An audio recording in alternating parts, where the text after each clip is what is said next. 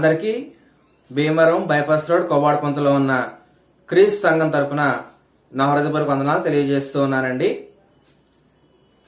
మన తండ్రి అయిన దేవుడు మనల్ని ఇంతవరకు కాచి కాపాడి సంరక్షించి ఈ దినాన మనందరం కూడా ఇలా కలుసుకోవడానికి చక్కని అవకాశాన్ని దయచేసి ఉన్నాడు. అందుకు దేవునికి ముందుగా స్తుతులు స్తోత్రములు చెల్లిస్తూ ఉన్నానండి. మరి బైబిల్ వరుసక్రమ బోధల్ని మనం గత కొంతకాలంగా నేర్చుకుంటూ ఉన్నాము.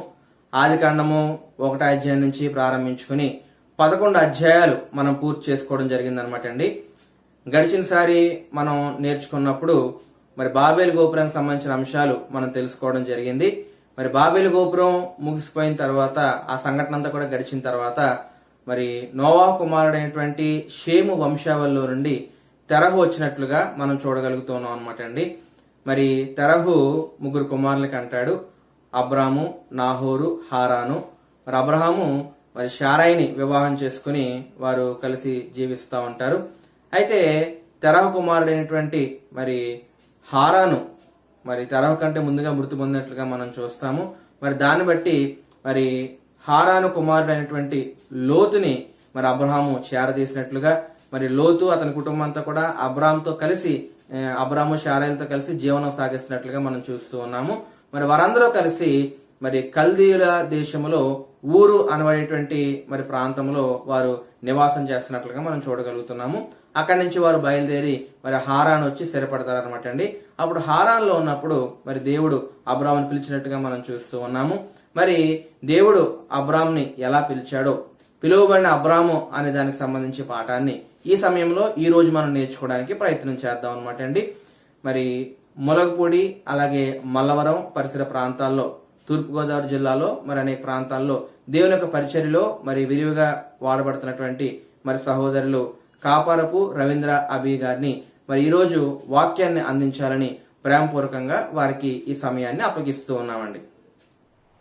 మొదటగా మన తండ్రి అయిన దేవునికి నా యొక్క స్తుతులు స్తోత్రాలు చెల్లించుకుంటూ నన్ను కూడా ఈ యొక్క కార్యక్రమంలో భాగస్తులుగా చేసి ఉన్న భీమవరం బైపాస్ రోడ్ కొవ్వాడపంతలో ఉన్న క్రీస్తు సంఘ సేవకులు సత్యశీల గారికి నా యొక్క హృదయపూర్వక వందనాలు తెలియజేసుకుంటున్నాను. పెద్దలు దైవజనులు అయిన సహదేవుడి గారికి కూడా నా తరపు నుంచి, నా యొక్క కుటుంబం తరపు నుంచి మరియు ములగపూడి మరియు మల్లవరం క్రీస్తు సంఘం తరపు నుంచి నా యొక్క ప్రత్యేకమైన హృదయపూర్వకమైన వందనాలు తెలియజేసుకుంటున్నాం. దేవుని యొక్క మహాకృపను బట్టి ఇటు రీతిగా మనం కూడుకోవడానికి దేవుడు తన యొక్క సంకల్పాన్ని మన పట్ల చూపించి దేవుని యొక్క వాక్యం ద్వారా ఒకరినొకరు హెచ్చరించుకొని ఈ వాక్యం ద్వారా మనలో కలిగి ఉన్న లోటుపాట్లని సరిదిద్దుకోవడానికి దేవుడు మరొక చక్కనైన అవకాశాన్ని ఇటు రీతిగా మనకి ఇచ్చి ఉన్నాడు. ఈ యొక్క సమయంలో మనము ఒక కొత్త పాఠాన్ని నేర్చుకోవడానికి ప్రయత్నం చేద్దాం. ఎందుకంటే ఈ యొక్క కార్యక్రమంలో నాకు ఇవ్వబడిన అంశాన్ని నేను ఈరోజు చెప్పడానికి సిద్ధపాటు కలిగి ఉన్నాను. ఆది కాండం 12వ అధ్యాయము 1 నుంచి 9 వచనాలు మనం అందరం కూడా పరిశీలన చేయడానికి ప్రయత్నిద్దాం. దీనికి ముందుగా అబ్రహాం గారి యొక్క పరిచయాన్ని మనం ఆలోచన చేద్దాం. బాబేలు గోపురం కట్టే సంఘటనలో షేము వంశావళి నుండి అబ్రహాం గారు వచ్చారన్న విషయాన్ని కూడా మనం ఆలోచన చేయవలసిన అవసరం ఉంది.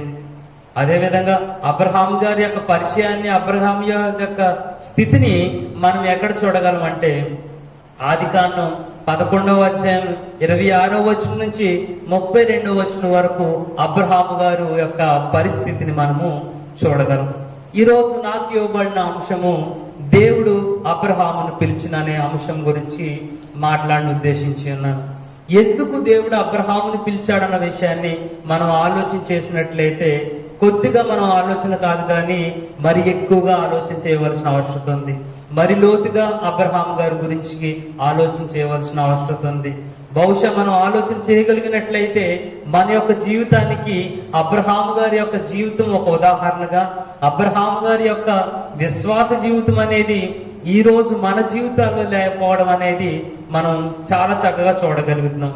అబ్రహాం గారు దేవుడి పట్ల కనపరిచి ఉన్న భక్తిని కానీ, అబ్రహాం గారు దేవుడి పట్ల కలిగి ఉన్న ఆ యొక్క విశ్వాస జీవితాన్ని కానీ ఈ రోజు మనం కలిగి లేకపోతున్నాం. ఈ యొక్క పాఠం ద్వారా అబ్రహాం గారు దేవుడి పట్ల ఎటువంటి భక్తిని కలిగి ఉన్నారు, ఈ పాఠం ద్వారా అబ్రహాం గారు దేవుడి పట్ల ఎటువంటి విశ్వాస జీవితాన్ని కలిగి ఉన్నారు, అబ్రహాం గారు ప్రతి విషయంలో దేవుని మీద ఎలాగ ఆధారపడ్డారు, అబ్రహాం గారు దేవుని యొక్క పిలుపుకి ఏ విధంగా లోబడ్డారు అన్న విషయాన్ని ఆలోచన చేసి అబ్రహాం గారి యొక్క జీవితం ద్వారా ఈ రోజు మన జీవితాన్ని మనము దేవునికి అంగీకారయోగ్యమైన పాత్రలుగా మనం మలుచుకోవడానికి ఈ పాఠం ద్వారా మనం ప్రయత్నం చేద్దాం. నా యొక్క సహోదరులారా ఆలోచన చేయండి. అబ్రహాము గారు కలిగిన ఆ యొక్క గొప్ప స్థితిని మనము కూడా కలిగి ఉండాలని దేవుడు ఆశపడుచున్నాడు. అబ్రహాం గారనే కాదు, బైబిల్ గ్రంథంలో మనం చూడగలిగితే అనేకమైన గొప్ప భక్తులు మనం చూడగలుగుతున్నాం. వారి యొక్క జీవితం మన అందరికీ కూడా ఒక పెద్ద ఉదాహరణగా ఉంది. మనం వారి యొక్క జీవితాన్ని ఉదాహరణగా తీసుకొని ఆ యొక్క జీవితాన్ని మన యొక్క జీవితానికి అవలంబించుకొని మనం కూడా అట్టి భక్తిపరమైన విశ్వాసమైన జీవితాన్ని గడిపి దేవుని సంతోష పెట్టాలని, దేవునితో ఉండాలని, దేవుని కొరకు పాటుపడేవారుగా మనం ఉండాలని దేవుని యొక్క ప్రణాళిక, దేవుని యొక్క ఆలోచన అయింది. అదే రీతిగా అబ్రహాం గారు గడిపి ఉన్నారు. అదే రీతిగా అబ్రహాం గారు దేవుని యందు విశ్వాసమైన జీవితాన్ని గడిపి ఉన్నారు. అదే విధంగా అబ్రహాం గారు దేవుడి పట్ల ఒక భక్తిపరమైన జీవితాన్ని కనపరిచి దేవుని దృష్టిలో అబ్రహాం గారు ఒక ప్రత్యేకమైన స్థానాన్ని సంపాదించుకొని ఉన్నారు. కాబట్టి అబ్రహాము గారిని దేవుడు ఎందుకు పిలిచాడన్న విషయాన్ని మనం ఆలోచన చేసినప్పుడు అబ్రహాము గారిని ఎక్కడ నుండి దేవుడు పిలిచాడంటే మనం ఆలోచన చేసినప్పుడు అబ్రహాము గారిని హారాను దేశం నుంచి దేవుడు పిలిచాడన్న విషయాన్ని మనం చూడగలం. అబ్రహాం గారు హారాను దేశంలో ఉన్నారు. అయితే దేవుడు అబ్రహాము గారికి కానాను దేశాన్ని వాగ్దానంగా ఇవ్వాలని అనుకున్నారు.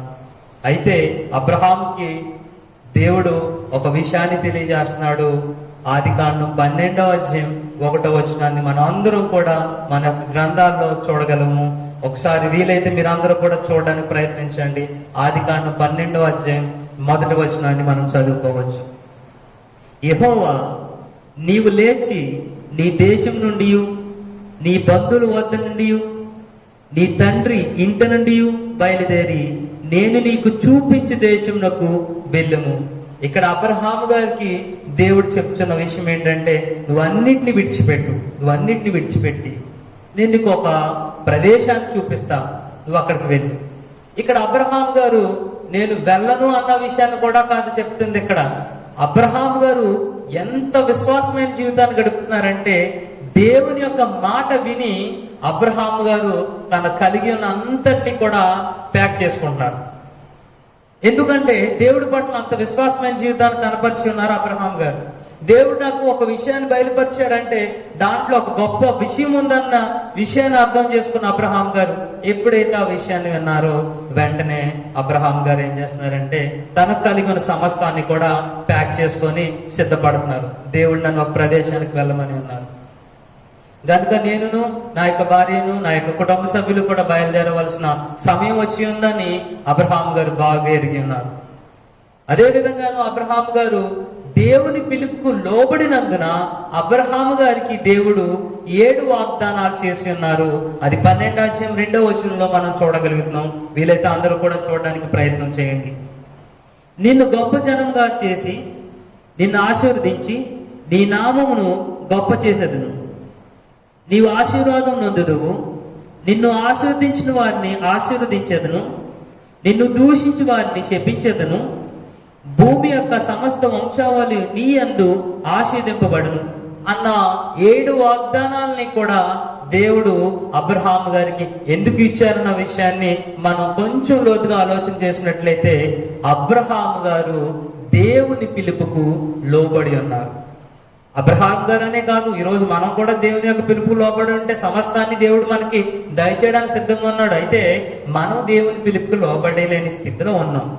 మనము దేవునికి అంగీకారయోగ్యమైన జీవితాన్ని గడపలేని స్థితిలో మనం ఉన్నాం. మనం దేవునితో నడవలేని స్థితిలో ఉన్నాం. దేవుని సంఘం కొరకు కష్టపడలేని స్థితిలో ఉన్నాం.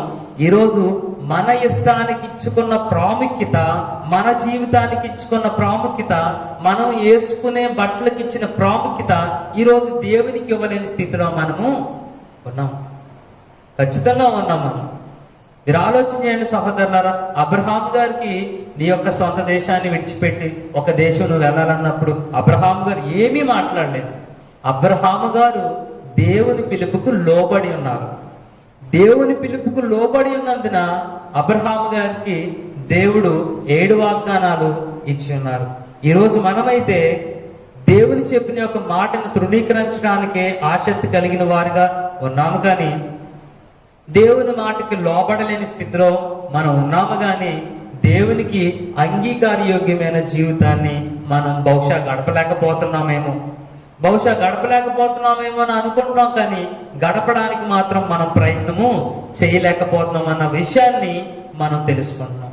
ఇక్కడ 7 వాగ్దానాలు జరిగిన తర్వాత అబ్రహాము గారు తన యొక్క దేశాన్ని విడిచిపెట్టి కానాను వెళ్ళడానికి సిద్ధపాటు కలిగి ఉన్నారు. కానాను దేశము బయలుదేరి ఉన్నారు. హారాను దేశాన్ని విడిచిపెట్టి కానాను దేశానికి వెళ్ళి అక్కడ మొత్తము సంచరించి ఉన్నారు. మొత్తం సంచరించి అక్కడ కానానీయులు చూచి వారు అక్కడ కానానీయులు నివసిస్తున్నారని రూఢిపరుచుకొని ఇప్పుడు అబ్రహాం గారు 7వ వచనంలో ఒక విషయాన్ని తెలియజేస్తున్నారు. ఏంటి ఆ విషయాన్ని మనం ఆలోచన చేసినప్పుడు అక్కడ చెప్తున్నారు, మరొకసారి యెహోవా ప్రత్యక్షమయ్యారు అబ్రహాం గారికి. అబ్రహాం గారికి యెహోవా ప్రత్యక్షమై ఒక విషయాన్ని తెలియజేస్తున్నారు. అది మనం ఆదికాండం 12వ అధ్యాయం 7వ వచనంలో చాలా చక్కగా చూడగలం. యెహోవా అబ్రహాముకు ప్రత్యక్షమై నీ సంతానమునకు ఈ దేశమును ఇచ్చెదనని చెప్పగా అతడు తన ప్రత్యక్షమైన యెహోవాకు ఒక బలిపీఠము కట్టెను. అక్కడ నుండి అతడు బయలుదేరి బేతేలు తూర్పునున్న కొండలకు చేరి పడమటనున్న బేతేలునున్న తూర్పునున్న ఆయికి మధ్యనున్న గుడారం వేసి అక్కడ యెహోవాకు బలిపీఠము కట్టి యెహోవా నామముకు ప్రార్థన చేసెను. అబ్రహాము ఇంకా ప్రయాణము చేయుచు దక్షిణం దిక్కున వెళ్ళును అన్న విషయాన్ని కూడా మనం ఇక్కడ చూడగలుగుతున్నాం. ఎప్పుడైతే అబ్రహాముకి తండ్రి అనే దేవుడు వాగ్దానం చేయబడిన ఆ కానాను అంటే మీ అందరికీ బాగా తెలుసు, పాలు తేనె ప్రవహించే దేశంగా అది మనకి గ్రంథం చెప్పబడి ఉంది. ఈ పాలు తేనె ప్రవహించే దేశంలో అన్నీ కూడా సమృద్ధిగా ఉంటాయి. ఒక వ్యక్తి స్వతంత్రంగా జీవించడానికి, ఆర్థిక పరంగా అభివృద్ధి అవడానికి, అదే విధంగా శరీరపరంగా అభివృద్ధి అవడానికి కూడాను అన్ని విధాలుగా కూడా మంచి అభివృద్ధి కలిగి ఉన్న దేశము కానాను దేశం. ఈ యొక్క కానాను దేశంలోని 7 బలమైన జాతుల వారు ఉన్న విషయాన్ని కూడా మనం చూడగలం. అయితే దేవుడు ఆ 7 బలం కలిగిన జాతుల వారిని కూడా ఇశ్రాయేలుకి అప్పచెప్పిన విషయాన్ని కూడా మనము చూడగలం. ఎప్పుడైతే అబ్రహాము గారికి దేవుడు ఒక దేశానికి వెళ్ళమని చెప్పి ఉన్నారో అబ్రహాము గారు ఇంకేమీ ఆలోచించకుండా దేవుని యొక్క మాటకి ప్రాముఖ్యత ఇచ్చి అక్కడి నుంచి బయలుదేరి కానాని దేశం వెళ్ళి అక్కడ అంతయు కూడా సంచరించి అక్కడ ఒక ప్రాంతంలో యెహోవాకి బలిపీఠం కట్టి యెహోవా నామముకు ప్రార్థన చేసి ఉన్నారు. మనం చాలా చక్కగా గమనించవచ్చు. ఎక్కడి నుంచి పిలువబడి ఉన్న అబ్రహాము దేవుని మాటకి లోబడి 7 వాగ్దానాలు పొందుకున్న అబ్రహాము అదే విధముగా దేవునికి తనకి వాగ్దానం చేయబడిన ఆ కానాను దేశానికి వెళ్ళగానే అబ్రహాం గారు వెంటనే నన్ను క్షేమంగా తీసుకొచ్చిన నా దేవునికి బలిపీఠం కట్టి యెహోవా నామమున ప్రార్థన చేసి తండ్రి అయిన దేవునికి అబ్రహాము గారు కృతజ్ఞతాస్తుతులు చెల్లించిన విషయాన్ని మన యొక్క వచనం ద్వారా మనం తెలుసుకోవచ్చు. బహుశా మనమైతే దేవుని ద్వారా అనేకమైన విషయాలు పొందుకుంటున్నాం. బహుశా మనమైతే దేవుని ద్వారా అనేకమైన ఆశీర్వాదాలు పొందుకుంటున్నాం. బహుశా మనమైతే దేవుని ద్వారా భౌతిక సంబంధమైన వనరులు కూడా పొందుకుంటున్నాం. బహుశా మనమైతే దేవుని ద్వారా పొందుకొని దేవుని తృణీకరించే స్థితిలో మనం ఉన్నాము. కానీ అబ్రహాము గారు అయితే దేవుని ద్వారా పొందుకొని దేవునికి కృతజ్ఞతాస్తుతులు చెల్లించే వారిగా మనకు కనిపించున్నారు. బహుశా నేను అందరి విషయంలో అయితే అనడం లేదు. చాలా మంది దేవుని ద్వారా పొందుకొని, దేవుని ద్వారా ఆశీర్వదించబడి, దేవుని ద్వారా ఒక ఉన్నతమైన స్థితిలోకి వచ్చి ఈరోజు దేవుడంటే తెలియని స్థితిలోకి వెళ్ళి ఉన్నారన్న విషయాన్ని నేను జ్ఞాపకం చేస్తున్నాను. మర్చిపోయిన వారికి నేను జ్ఞాపకం చేస్తున్నాను, కానీ దేవుని పట్ల విధేయత కలిగి ఉన్న వారికి అయితే నేను జ్ఞాపకం చేయను. ఎందుకంటే మీరు ఎప్పుడు కూడా దేవునిలో బహుబలంగా ఎదుగుతున్నారన్న విషయం దేవుడు గమనించి ఉన్నాడు.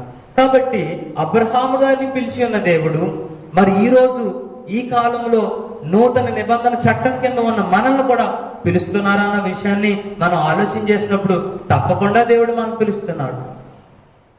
ఈ నూతన నిబంధన చట్టం కింద ఉన్న మనల్ని దేవుడు పిలుచున్నాడు. అయితే దేవుని యొక్క పిలుపుకి మనము తగిన జీవితాన్ని గడపలేకపోతున్నాం. దేవుడికి పిలిచిన పిలుపుకి మనము సరిగ్గా రిసీవ్ చేసుకోలేకపోతున్నాం. దేవుడు మొదటి నుంచి అనగా సృష్టి ప్రారంభం నుంచి ఇప్పటి వరకు కూడా దేవుడు తన ప్రణాళికలో మనల్ని చేసుకొని, దేవుడు తన ప్రణాళికలో మనం ఉంచి, దేవుడు తన పిలుపుకు తగిన జీవితాన్ని మనం గడపాలని దేవుడు ఎంతగానో ఆశపడుతుంటే, మనం దేవుని ద్వారా పుట్టి, దేవుని ద్వారా పెరిగి, దేవుని ద్వారా నివసిస్తూ, దేవుని ద్వారా ఆరోగ్యాన్ని సంపాదించుకున్న మనము దేవుని యొక్క పిలుపుకి తగిన జీవితాన్ని గడపలేని స్థితిలో మనం ఉన్నాం. ఈ రోజు నూతన నిబంధన చట్టం కింద ఉన్న ప్రతి ఒక్కరిని కూడా దేవుడు పిలుస్తాడు. నీవు పాపంలో జీవించి ఉన్న నీవు ఆ పాపమును విడిచిపెట్టి ప్రభువైన యేసుక్రీస్తు వారి ద్వారా ఆయన మన పాప క్షమాపణ నిమిత్తం ఆయన మన కొరకు మరణించున్నారు. ఇదిగో లోక పాపమును మోసుకుపోవు గొర్రె పిల్ల అన్న విషయాన్ని మన జ్ఞాపకం చేస్తున్నారు. మనందరి పాపాలని మోసుకుపోవడానికి వచ్చి ఉన్నారు యేసుక్రీస్తు వారు. ఆయన కలవరి శిలువలో మరణము పొంది మన కొరకు రక్షణ తెచ్చిన విషయాన్ని మనం ఆలోచన చేసి ఉండాలి. ఎందుకంటే మనము ఈ రోజులు ఈ కాలంలో దేవుడు మనం పిలుచున్నాడు. దేవునికి మనం ఎంతగానో రుణపడి ఉండవలసిన అవసరత కలిగి ఉంది. ఎంతగానో దేవునికి అనుకూలమైన జీవితాన్ని గడిపే వారుగా మనం ఉండాలి. కాబట్టి ఈనాడు దేవుడు మన పిలుస్తున్నాడు అన్న విషయాన్ని ఆలోచన చేద్దాం. ఈనాడు దేవుడు మనల్ని ఎందుకు పిలుస్తున్నాడు అన్న విషయాన్ని కూడా ఆలోచన చేద్దాం. కాబట్టి మొదటగా దేవుడు మనల్ని ఎందుకు పిలుస్తున్నాడు అన్న విషయాన్ని, దేవుడు మనల్ని ఎవరి ద్వారా పిలుస్తున్నారన్న విషయాన్ని ఆలోచన చేద్దాం. గలతీయులకు రాసిన పత్రిక 3వ అధ్యాయం 29వ వచనాన్ని మనం ఆలోచన చేసినట్లయితే, ఈనాడు మనల్ని దేవుడు ఎవరి ద్వారా పిలుస్తున్నాడు అన్న విషయాన్ని ఇక్కడ మనం ఆలోచించేద్దాం. మీరు క్రీస్తు సంబంధులైతే, ఫుట్నోట్లో చూడండి 3 అనుంది, క్రీస్తు వారైతే. మీరు క్రీస్తు సంబంధులైనా క్రీస్తు వారైనా అన్న విషయాన్ని ఇక్కడ జ్ఞాపకం చేస్తూ, మీరు క్రీస్తు సంబంధులైతే ఆ పక్షమందు అబ్రహాము యొక్క సంతానమై ఉండి వాగ్దాన ప్రకారము వారసులై ఉన్నారు. ఇక్కడ ఎవరి ద్వారా మనం పిలువబడుతున్నాం అన్న విషయాన్ని మనం ఆలోచన చేస్తే, ప్రభువైన యేసుక్రీస్తు వారి ద్వారా మనము పిలువబడుతున్నాం. ఎలాగ పిలువబడుతున్నాం అంటే, పాపపు స్థితిలో ఉన్న మనము ప్రభువైన యేసుక్రీస్తు వారి యొక్క సువార్తని అనగా క్రీస్తు మరణ సమాధి పునరుత్థానాన్ని తెలుసుకున్న మనము రక్షణలోకి ప్రవేశించి, ఆ రక్షణలోకి ప్రవేశించిన మనము ప్రభువైన యేసుక్రీస్తు వారు తన స్వరత్వం ఇచ్చి సంపాదించుకున్న ఆ సంఘంలో సభ్యులుగా చేర్చబడుతున్నాం. ఈరోజు బహుశా అనేక మంది వారు కలిగి ఉన్న పరిస్థితులను బట్టి ఆయా సంఘాల్లో చేర్చబడుతున్నప్పటికీ కూడా గ్రంథం చెప్తున్న విషయం ఏంటంటే, ప్రభువైన యేసుక్రీస్తు వారు మన కొరకు మరణించి ఆయన భూలోకంలో ఒక రాజ్యాన్ని స్థాపించుకున్నారు. ఆ రాజ్యము పరలోక రాజ్యం యొక్క ప్రతిబింబము. అది ప్రభువైన యేసుక్రీస్తు వారు తన స్వరత్వం ఇచ్చి సంపాదించుకున్న క్రీస్తు సంఘం అన్న విషయాన్ని గ్రంథం మనకి తెలియజేస్తున్నది. కాబట్టి ఈ రోజు నూతన నిబంధన చట్టం కింద ఉన్న మనము ఎవరి ద్వారా పిలువబడుతున్నాం అంటే, దేవునిలోనికి ప్రభువైన యేసుక్రీస్తు వారి ద్వారా మనం పిలవబడుతున్నాం. ప్రియమైన సహోదరులారా, మీరు ఆలోచన చేయండి. మీరు చాలా చక్కగా ఆలోచన చేయడానికి ప్రయత్నించండి. ఈరోజు అనేక మంది మంచిగా చదువుకుంటున్నారు, అనేక మంది MBA చేస్తున్నారు, MTech చేస్తున్నారు. చక్కనైన స్థితిలో మీరు చదువుకొని జ్ఞానాన్ని పొందుకుంటున్నారు. అట్టి జ్ఞానంతో మీరు ఆలోచించండి, ప్రభువైన యేసుక్రీస్తు వారు ఎన్ని సంఘాల కొరకు తన ప్రాణాన్ని పెట్టి ఉన్నారన్న విషయాన్ని. ఒక విషయాన్ని జ్ఞాపకం చేస్తాను చూడండి. అపోస్తుల కార్యం 20:28 దేవుడు తన స్వరత్వం ఇచ్చి సంపాదించున్న తన సంఘమును కాయుటకు అన్నాడు. తన సంఘమును అన్నాడు. ఇక్కడ తన సంఘమును అంటే అర్థం ఏంటంటే ఒక సంఘం గురించి మాట్లాడుతున్నాడు. అదేవిధంగా మత్తయి సువార్తను మనం ఆలోచించగలిగినట్లయితే, మరియు నీవు పేతురువి, ఈ బండ మీద నా సంఘమును కట్టుదును.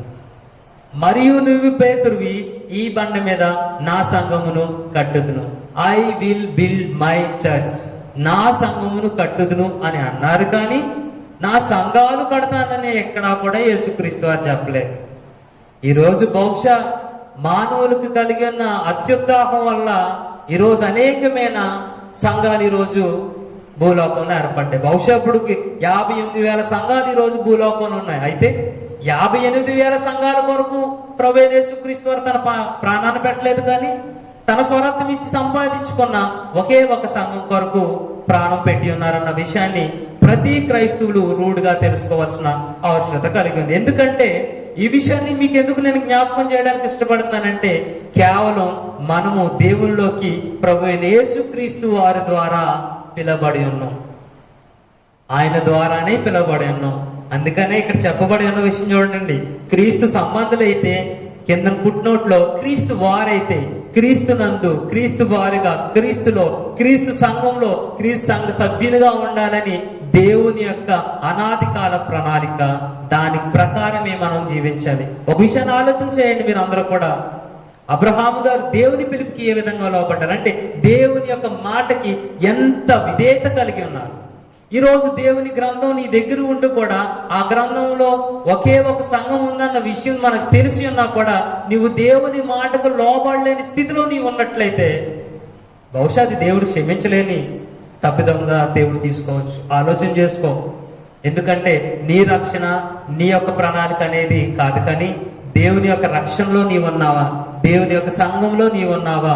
నేను చనిపోతే ఆ యొక్క పరలోక రాజ్యపు వారసుడిగా నేను ఉంటానా? ఎందుకంటే ఆ సంఘం ద్వారానే నువ్వు నిత్యత్వం చేరాలని దేవుని యొక్క ప్రణాళిక.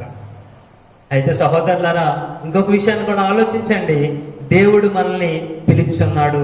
ఎవరి ద్వారా అంటే ప్రభువైన యేసుక్రీస్తు ద్వారా. ఎందుకు పిలువబడి ఉన్నామన్న విషయాన్ని ఆలోచన చేద్దాం. మనం ఎందుకు వరకు పిలువబడి ఉన్నాం ఈ లోకంలో అంటే, దశలోనికెళ్ళి రాసిన మొదటి పత్రిక 4వ అధ్యాయము 7వ వచనంలో చెప్పబడుతున్న విషయాన్ని మనం ఆలోచన చేద్దాం. ఎందుకొరకు మనం పిలువబడి ఉన్నాం అంటే, పరిశుద్ధులుగా ఉండటికే మనము పిలువబడి ఉన్నాం. ఈ లోకంలోకి మనం పరిశుద్ధులుగా ఉండడానికి మాత్రమే పిలువబడి ఉన్నాం. ఎవరు పరిశుద్ధులు? ఎవరు పరిశుద్ధులు అన్న విషయాన్ని మనం ఆలోచన చేయగలిగితే, క్రీస్తునందు చాచబడిన ప్రతి ఒక్కరూ కూడా పరిశుద్ధులు. అనగా ప్రభువైన యేసుక్రీస్తు వారి యొక్క రక్తంలో కడగబడిన మనం అందరము కూడా పరిశుద్ధులు. ఎవరు యేసుక్రీస్తు వారి రక్తంలో కలవబడతారంటే, మనం ఇందాక గల్తీ పత్రికలో చూసినాం కదా, ఏమని? క్రీస్తు నందు, క్రీస్తు సంబంధులైతే ప్రభువైన యేసుక్రీస్తు వారి ద్వారా స్థాపించబడి ఉన్న ఆ సంఘములో మనము కడగబడినట్లయితే, ఆ సంఘంలో మనం చాచబడినట్లయితే, ఆ సంఘం కొరకు మనం కష్టపడినట్లయితే, ఆ సంఘంలో ఉన్నవారు పరిశుద్ధులు అన్న విషయాన్ని గ్రంథం తెలియజేస్తుంది. వారి కొరకు మాత్రమే పిలువబడి ఉన్నారన్న విషయాన్ని కూడా తెలియజేస్తుంది. అంటే ఆలోచన చేయండి, ఈ లోకంలోకి మనం ఎందుకొరకు పిలువబడి ఉన్నామంటే పరిశుద్ధులుగా ఉండిటికే పిలువబడి ఉన్నాం. అయితే ఆలోచన చేసుకో ఒకసారి నీ యొక్క జీవితం కొరకు. ఒకసారి ఆలోచన చేసుకో. నీ యొక్క జీవితం నీకు తెలిసినట్టుగా నాకు తెలియదు. బహుశా నా జీవితం నాకు తెలిసినట్టుగా బహుశా నీకు తెలియదు. కానీ నీ యొక్క జీవితం గురించి నువ్వు ఆలోచన చేసుకో. నువ్వు ఉదయం లేచింది మొదలుకొని పడుకునే వరకు నీవు పరిశుద్ధుడిగా ఉండడానికే ప్రయత్నం చేస్తున్నావా? పరిశుద్ధుడిగా ఉండడానికే జీవిస్తున్నావా? లేకపోతే పరిశుద్ధతను పక్కన పెట్టి నీకు కలిగిన ఆలోచన విధాన ద్వారా నువ్వు జీవిస్తున్నావా? ఆలోచన చేసుకో సహోదరుడా, సహోదరి. ఎందుకంటే మనము ఎన్ని తప్పులు చేసినా దేవుడు క్షమిస్తాడు కదా అని ఆలోచన కలిగి ఉన్నట్లయితే అది బహుశా తప్పై ఉండొచ్చు. ఎందుకంటే నువ్వు తెలియక చేసిన పాపాన్ని దేవుడు క్షమించొచ్చాడు, కానీ నీవు హృదయపూర్వకంగా చేసిన నా పాపానికి ఇక బలి లేదన్న విషయాన్ని తెలియజేస్తున్నాడు. కాబట్టి ఇక బలి లేదంటే దాని ఉద్దేశం ఏంటంటే ఆలోచన చేసుకో. బలి అనేది పాత నిబంధన ప్రకారం ఇచ్చేది. క్రొత్త నిబంధన ప్రకారం ఇక బలి లేదంటే అర్థం ఏంటంటే నీవు చేసి ఉన్న పాపానికి ఖచ్చితంగా నీవు తీర్పులో దానికి సమాధానం చెప్పనయే ఉన్నావు అన్న విషయం తెలియజేస్తుంది. కాబట్టి ఈరోజు మనం ఈ లోకంలోకి ఎందుకు పిలవబడి ఉన్నామంటే పరిశుద్ధులుగా జీవించడానికి పిలవబడి ఉన్నాం. అయితే చాలా మంది బాప్తిసం పొంది క్రీస్తులో ఉంటూ సంఘానికి వస్తూ వారు ఎందుకొరకు పిలువబడి ఉన్నారన్న విషయాన్ని కూడా ఆలోచన చేసుకోలేని ద్వారంలో వారు జీవించున్నారు. కేవలం ఆదివారం ఆరాధనకు రావడం అనేది నీకు ఒక ఆలోచన, ఏదో మా తల్లిదండ్రులు చెప్తున్నారు, లేకపోతే నేను వెళ్ళకపోతే బాగోదన్న ఉద్దేశంతో వెళ్ళినట్లయితే అది ఎంత మాత్రము కూడా దేవునికి అంగీకారయోగ్యమైనది కాదు. ఆలోచించుకో. ఆరాధన అనేది నీ యొక్క వ్యక్తిగతమైన విషయం. నువ్వు తండ్రి అయిన దేవుడిని ఆరాధన చేసుకోవాలి. కాబట్టి నువ్వు పరిశుద్ధులుగా జీవించాలంటే తండ్రి అని దేవునితో నీకు ఒక మంచి కమ్యూనికేషన్ అనేది ఉండాలి. నువ్వు దేవునితో ఒక గుడ్ కమ్యూనికేషన్ అనేది మెయింటైన్ చేసినప్పుడు మాత్రమే నీవు పరిశుద్ధుడిగా జీవించడానికి అవకాశం ఉంటుంది. బహుశా మనం అందరం ఫెయిల్ అవుతాం, పరిశుద్ధులుగా జీవించడానికి ఫెయిల్ అవుతాం. కానీ ప్రయత్నించు, ఫెయిల్ అవ్వచ్చు, ఫెయిల్ అవ్వచ్చు. ఖచ్చితంగా ఒకరోజు నువ్వు సక్సెస్ అవుతావు. పరిశుద్ధుడిగా జీవించడానికి ఒక అర్హత నువ్వు సంపాదించుకుంటావు. ఇంకొక విషయాన్ని మనం ఆలోచన చేస్తే అబ్రహాము గారికి దేవుడు 7 వాగ్దానాలు కూడా ఇచ్చి ఉన్నాడు, 7 ఆశీర్వాదాలు ఇచ్చి ఉన్నాడు. ఎందుకంటే అబ్రహాము గారు దేవునికి లోబడి ఉన్నారు కనుక ఇచ్చి ఉన్నారు. ఈరోజు నీవు నేను దేవుని మాటకు లోబడితే అటు ఆశీర్వాదం అనేది ఏ విధంగా ఉంటది అన్న విషయాన్ని పేతురు రాసిన మొదటి పత్రిక 3వ అధ్యాయం 9వ వచనాన్ని మనం ఆలోచన చేద్దాం.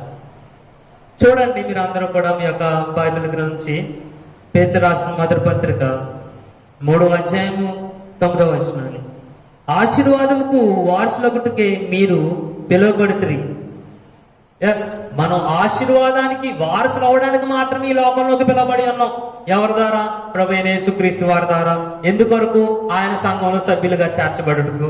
ఆయన సంఘంలో సభ్యులుగా చేర్చబడిన మనం పరిశుద్ధులుగా జీవించి మన యొక్క పరిశుద్ధమైన జీవితం ద్వారా మనం కేవలం ఆశీర్వాదాలు పొందుకోవడానికి మాత్రమే పిలువబడి ఉన్నాం అన్న విషయాన్ని ప్రతి క్రైస్తవుడు రూఢిగా ఎరగాలి. ప్రతి క్రైస్తవుడు దాన్ని తెలుసుకోవాలి. ప్రతి క్రైస్తవుడు దానికి తగి ఉన్న జీవితాన్ని నడుచుకోవాలని దేవుడు ఇష్టపడుతున్నాడు. సహోదరులారా, మీరు ఆలోచన చేయండి.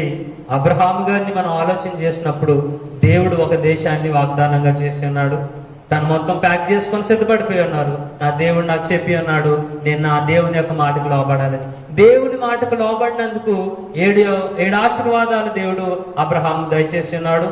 అటు రీతిగానే హారాను దేశం నుంచి కానాను దేశం చేరుకున్న అబ్రహాం గారు మొట్టమొదటిగా చేసిన పని ఏంటంటే దేవునికి కృతజ్ఞతాస్తుతులు చెల్లించుకున్నాడు. అదే విధంగా ఈ రోజు అబ్రహాముని పిలిచిన దేవుడు ఈ రోజు నూతన నిబంధన చట్టం క్రింద జీవించిన మనల్ని కూడా పిలుస్తున్నాడు.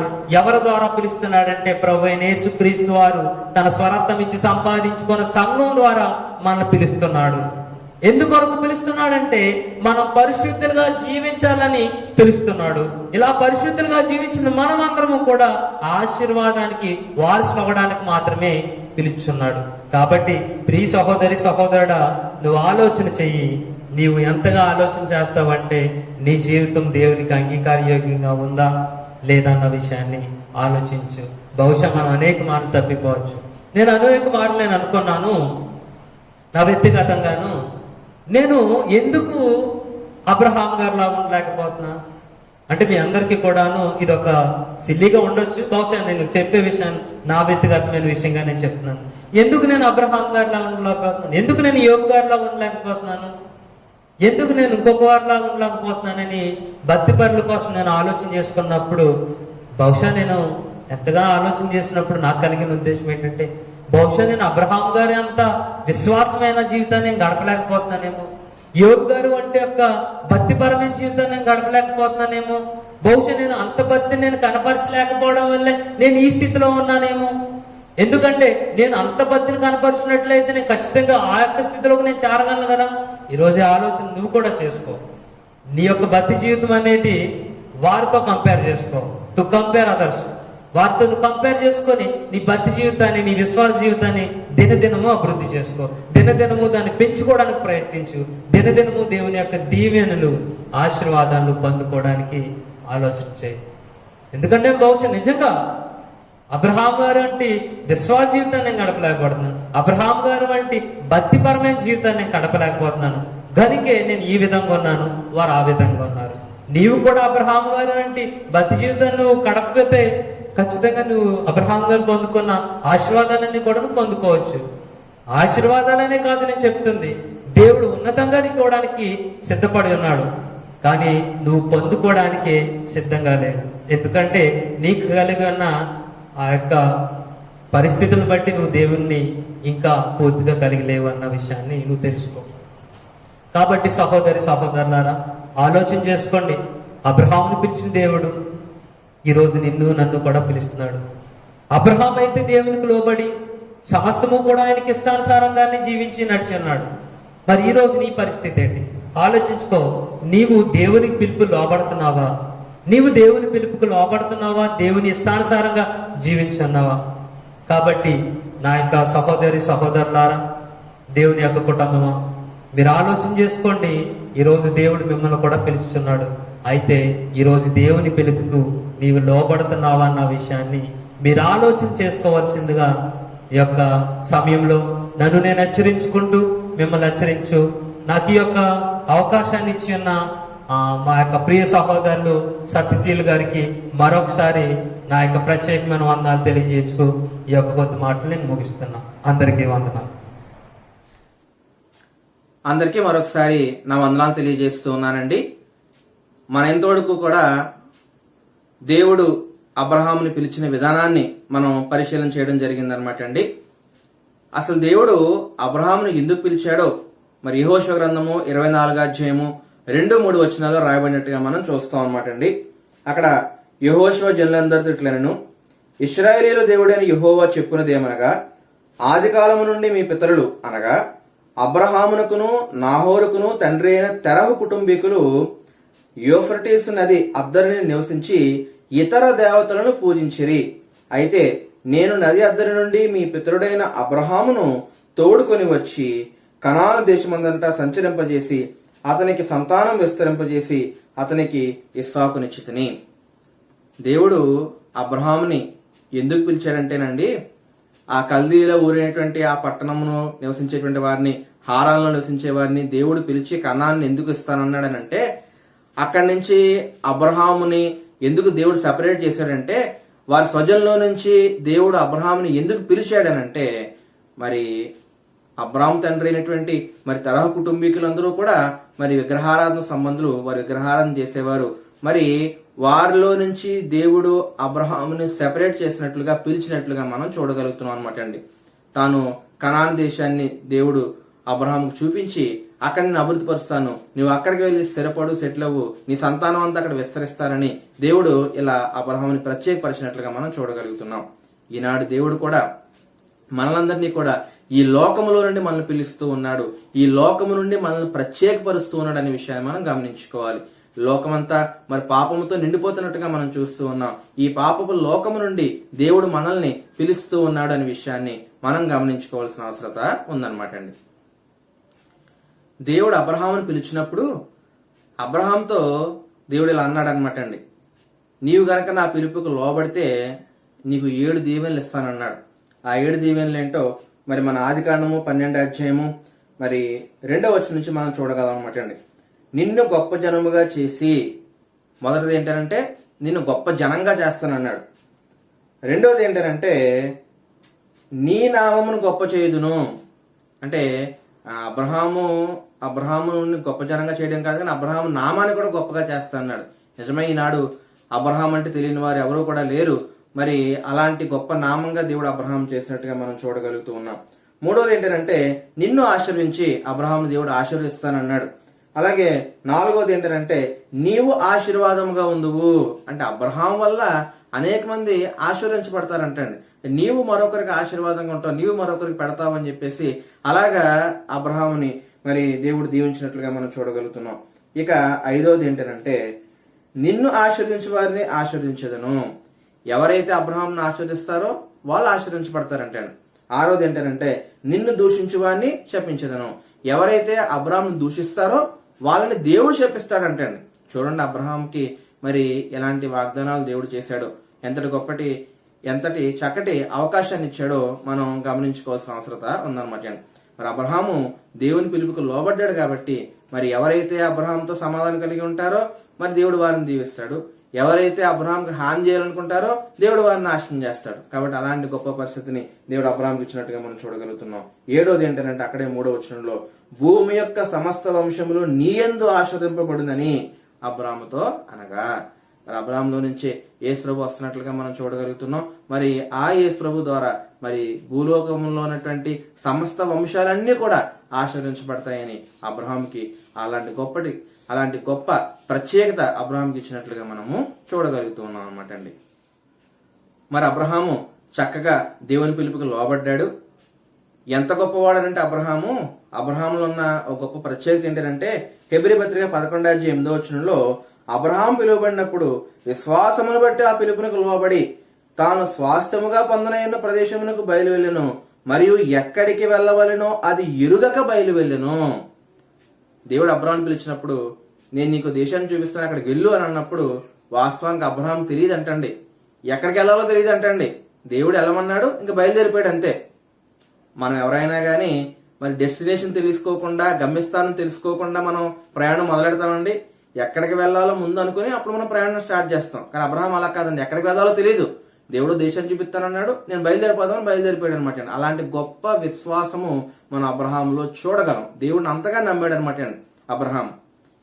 ఈనాడు మనల్ని దేవుడు పిలుస్తూ ఉన్నాడు, సంఘంలోకి రండి అని పిలుస్తూ ఉన్నాడు.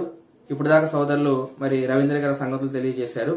అలాగే ఆ సంఘంలో నీతిగా బ్రతికితే మరి పరలోకానికి తీసుకొస్తానని మరి పరలోకానికి రమ్మని పిలుస్తూ ఉన్నాడు దేవుడు. అంటే డెస్టినేషన్ మనకు తెలుసు, ఎక్కడికి మనం వెళ్తామో మనకు తెలుసు. అయినప్పటికీ కూడా మానవుడు దేవుని పిలుపుకు లోబట్టలేదు. మరి అదెంతో విచారించదగ్గ విషయం అనే సంగతి మనం ఆలోచన చేసుకోవాలి. అబ్రహాంకి ఎక్కడికి వెళ్ళాలో తెలియదు, అయినా కానీ దేవుడు పిలిచిన వెంటనే లోపడ్డాడు అనమాట, బయలుదేరాడు అనమాట. మనకి ఎక్కడికి వెళ్ళాలో దేవుడు చెప్పాడు, దేవుడు పిలుస్తూ ఉన్నాడు, పరలోకానికి రండి అని అంటున్నాడు. ఒకవేళ మీరు అక్కడ రాకపోతే మరో ప్లేస్ నరకం ఉంది, అక్కడికి వెళ్ళండి అని అంటున్నాడు. డెస్టినేషన్స్ ఏంటో మనకు తెలుసండి. కాబట్టి మనకి డెస్టినేషన్ తెలుసు, గమ్యస్థానం తెలుసు. అయినప్పటికీ కూడా మనం విశ్వాసం లేకుండా మరి దేవుని పిలుపుకు లోబడకపోతే మరి చాలా ప్రమాదమైన సంగతిని మనం గమనించుకోవాలి.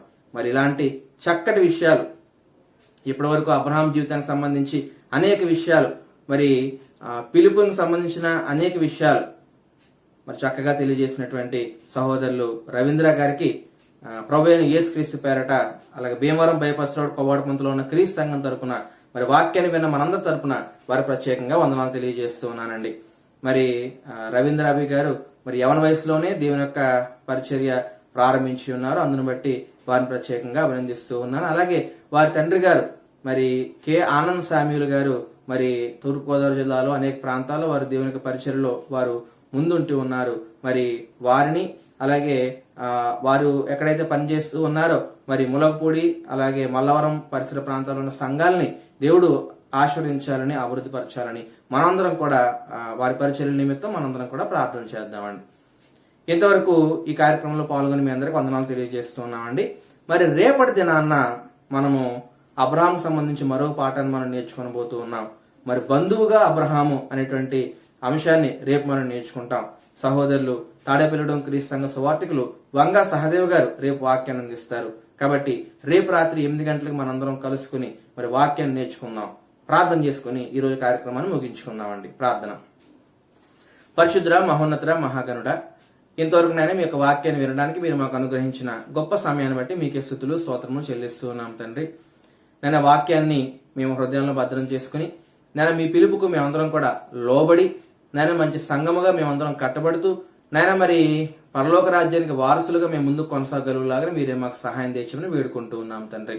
అబ్రహాం ఎలాగైతే పిలుపుకు లోబడ్డాడో మేమందరం కూడా మీరు మమ్మల్ని పిలిచిన పిలుపుకు తగినట్టుగా నడుచుకునేలాగా మీరే మాకు సహాయం తెచ్చమని వేడుకుంటూ ఉన్నాం తండ్రి.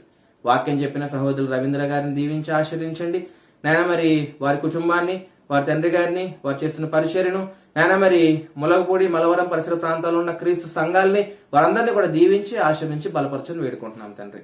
ఈ కార్యక్రమాన్ని ప్రసారం చేస్తున్న భీమవరంలో ఉన్న సంఘాన్ని దీవించండి. అలాగే ఆయా ప్రాంతాల్లో ఉండి ఈ కార్యక్రమాన్ని ఎవరైతే చూస్తూ ఉన్నారో ఆయా సంఘాలని, ఆయా విశ్వాసాలని ప్రతి ఒక్కరిని కూడా పేరు పేరున దీవించి ఆశీర్వించి బలపరచమని, అందరూ ఈ కార్యక్రమం ద్వారా మేలు పొందులాగని మీరే సహాయం తెచ్చేయమని, ఆయన మరి ఈ రోజు మొదలుకొని 5 రోజుల పాటు జరగనయున్న ఈ కార్యక్రమాలన్నింటినీ కూడా ఆన్లైన్ బైబిల్ క్లాసులను దీవించి ఆశీర్వించమని, మళ్ళా రేపు రాత్రి 8 గంటలకు కలుసుకునే విషయంలో మీరే సహాయం తెచ్చేయమని క్రీస్తు నామాన్న ప్రార్థన అడిగి వేడుకొనిచున్నాము తండ్రి. ఆమేన్. అందరికీ వందనాలండి.